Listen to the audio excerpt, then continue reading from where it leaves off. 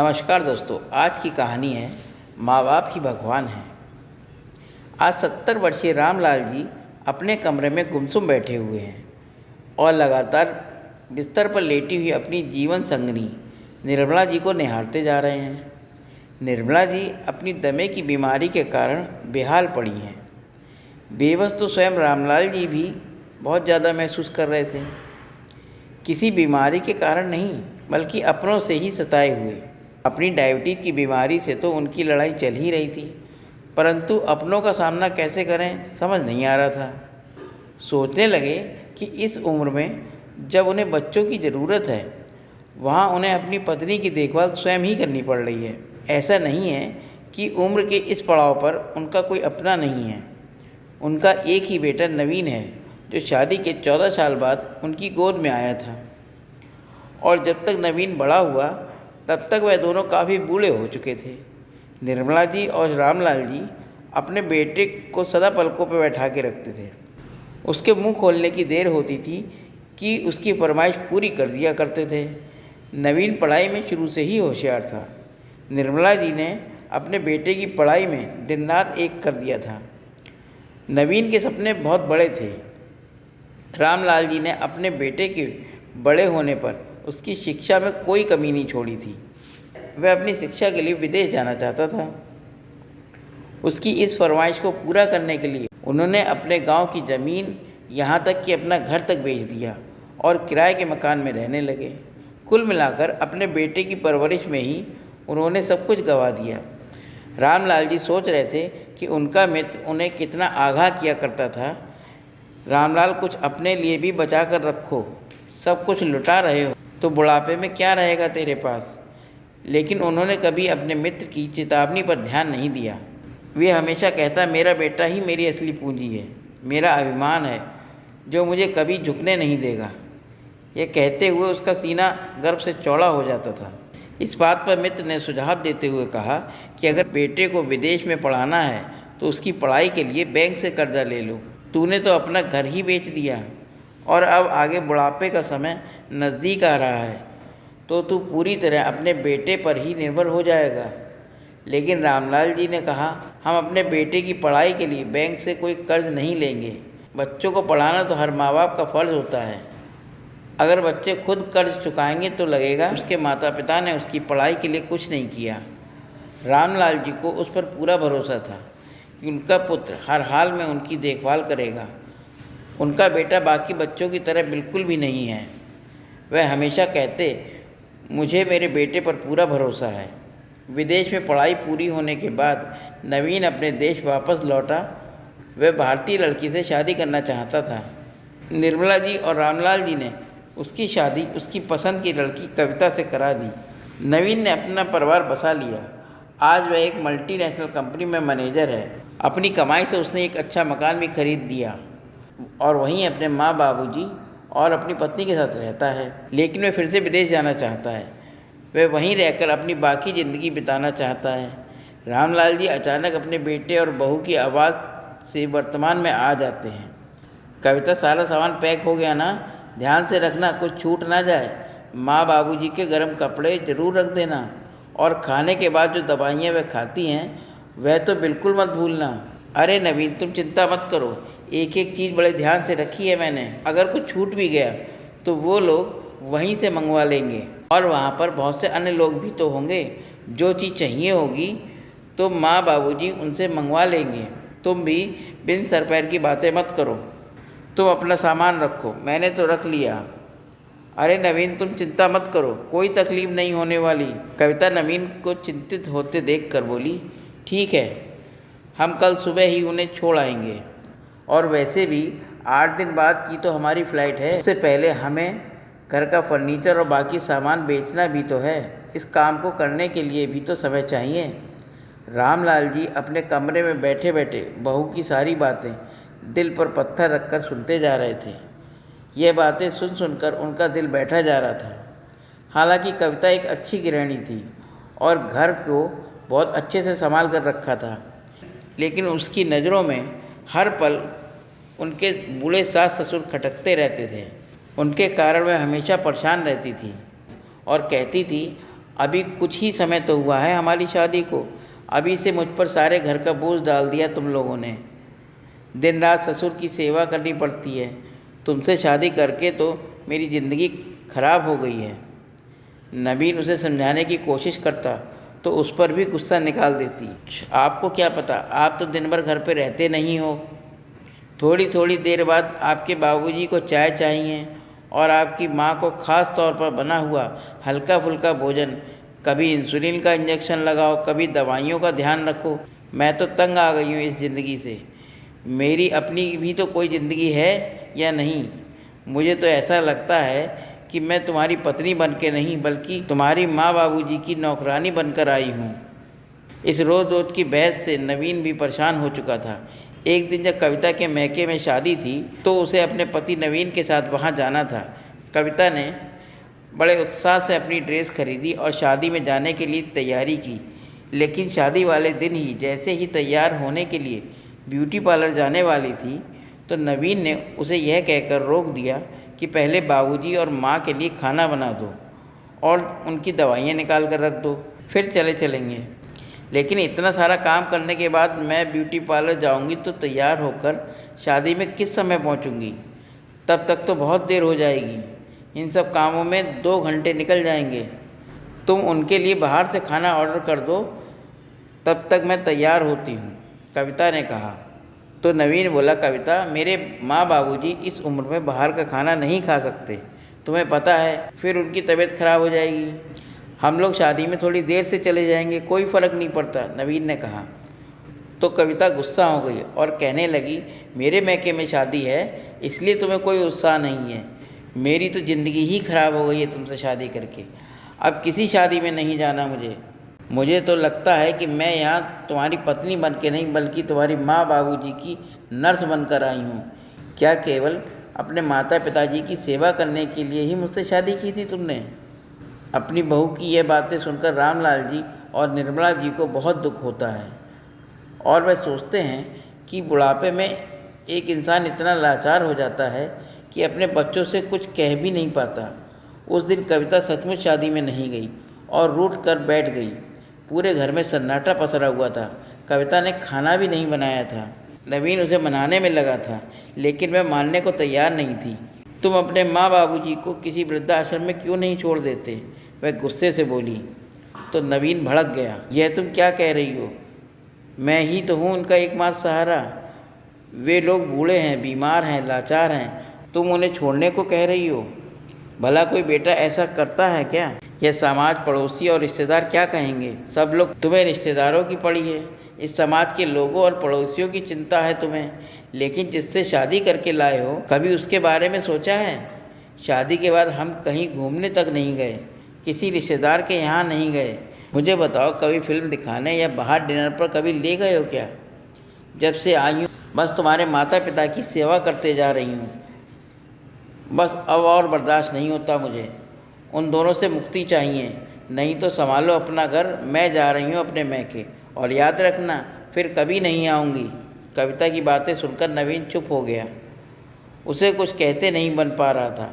फिर कविता बोली, एक काम क्यों नहीं करते? तुम विदेश में नौकरी ढूंढ लो और तुम्हारी नौकरी मिलते ही हम दोनों वहाँ चले जाएंगे। तब तक हम इन दोनों के लिए एक रहने का दूसरा इंतज़ाम कर देते हैं। कविता अपने विचार रखते हुए मुस्कुराने लगी। अगले दिन हमेशा की तरह नवीन अपने ऑफिस चला गया और जब मेल आया, मैसेज चेक किया तो उसकी आंखों में चमक सी आ गई और खुशी से झूम उठा। उसने कविता को फ़ोन किया। कविता, मेरी विदेश में नौकरी लग गई है। कंपनी वाले मुझे बहुत बड़ा पैकेज दे रहे हैं। अब हमारे सारे सपने पूरे हो जाएंगे। फ़ोन पर बातें करते हुए नवीन ने कविता को खुशखबरी दी कि कविता का चेहरा खिल उठा। वह ये सोच रही थी कि अब उसे अपने सास ससुर की सेवा करने से मुक्ति मिल जाएगी। अब मैं अपना जीवन स्वतंत्रता के साथ जीऊँगी और जो चाहें वो करूँगी। शाम का समय नवीन अपनी नौकरी लगने की खुशी में मिठाई का डब्बा लेकर आया। जैसे ही उसने माँ बाबूजी के कमरे में गया तो देखा कि पिताजी कमरे में नहीं थे, शायद बाथरूम गए थे, और उसकी माँ ज़ोर ज़ोर से खांस रही थी और धीरे से उठकर अपने पास रखे बोतल से गिलास में पानी डालने लगी। थोड़ा पानी उसके गले में गया, बाकी पानी उसके कपड़े को भिगो गया। नवीन जानता था कि उसकी माँ की उम्र अधिक होने के कारण उसके हाथ पानी पीते वक्त कांप जाते थे। यह देखकर नवीन बोला, माँ इतनी खांसी आ रही थी तो कविता से गर्म पानी मंगवा लिया होता। निर्मला जी मन ही मन सोचने लगीं कि पहले ही उसका पारा हम लोगों पर चढ़ा रहता है, अब गर्म पानी भी मांग लेती तो वह गुस्से में आग बबूला हो जाती।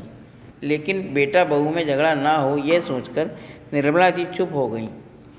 फिर पंखे की तरफ देखते हुए बोली, बेटा कल रात से हम बिल्कुल नहीं सो पाए हैं। यह पंखा बहुत आवाज़ कर रहा है, ना जाने क्या हुआ। कल तेरे ऑफिस की छुट्टी है ना, कल ही तू पंखा ठीक करवा देना ताकि हम लोग रात को चैन से सो पाएँ। और बेटा मेरी और तेरे बाबूजी की दवाइयाँ भी ख़त्म हो गई हैं, वह भी ला देना। अपनी माँ की हालत को देखकर कुछ समझ में नहीं आ रहा था कि वह विदेश जाने की नौकरी की खुशखबरी लेकर आया था, वह अपनी माँ को कैसे बताए। उसके मुंह से शब्द नहीं निकल पा रहे थे। इतने में कविता कमरे में आई और बोली, माँ जी दवाइयाँ मंगवानी हैं, 1 महीने की इकट्ठी मंगवा लीजिए और अब ये पंखा ठीक कराने की ज़रूरत नहीं पड़ेगी। बहू की बात सुनकर निर्मला जी हैरान रह गईं और आश्चर्य भरी नज़रों से उसकी ओर देखने लगीं। तो बहू बोली, अरे माँ, इन्होंने आपको बताया नहीं क्या? इनकी विदेश में बहुत अच्छी नौकरी लग गई है। बहू की आवाज़ सुनकर निर्मला जी स्तंभ रह गईं।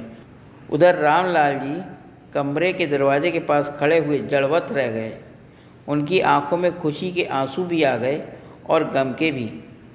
अपने बेटी की प्रगति देखकर वह दोनों बहुत खुश थे, लेकिन उन्हें उनसे दूर होने का गम भी उन्हें सताने लगा। फिर अपने बेटे को ढेर सारे आशीर्वाद देने लगे। लेकिन फिर दूसरे ही पल रामलाल जी बोले, लेकिन बेटा विदेश तो तुम दोनों ही जा रहे हो ना, तो हम तो इसी घर में रहने वाले हैं। तो बहू ने ऐसा क्यों कहा कि अब पंखा ठीक कराने की ज़रूरत नहीं है?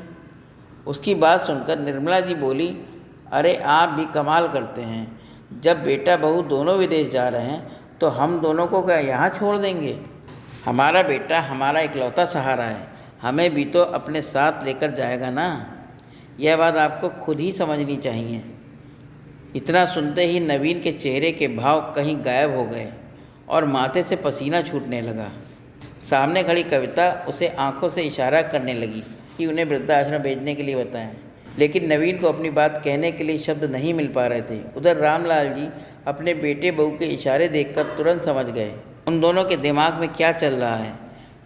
वह बाबूजी, मैं ये कह रहा था कि आप अगर दोनों, नवीन हिचकिचाते हुए अपनी बात कह रहा था कि उसकी बात काटते हुए कविता बोली, अरे इसमें घबराने की क्या बात है, साफ साफ बता दीजिए कि इन दोनों को अब वृद्धाश्रम में रहना होगा। यह बात सुनकर निर्मला जी और रामलाल जी को एक झटका सा लगा। निर्मला जी को ऐसा महसूस हुआ कि जैसे उनके शरीर एक बेजान शरीर है, उनके अंदर से आत्मा किसी ने निकाल ली हो। उनका मन तो कर रहा था कि वह जाने के लिए मना कर दें, लेकिन वह ऐसा करके अपने बेटे बहू के रंग में भंग नहीं डालना चाहती थी। रामलाल जी ने निर्मला के कंधों पर हाथ रखकर उन्हें धीरज बनाया। फिर अपने आंसू पोंछते हुए बेटे से बोले, अगर विदेश केवल तुम दोनों ही जा रहे हो तो हमें वृद्धाश्रम भेजने की क्या ज़रूरत है?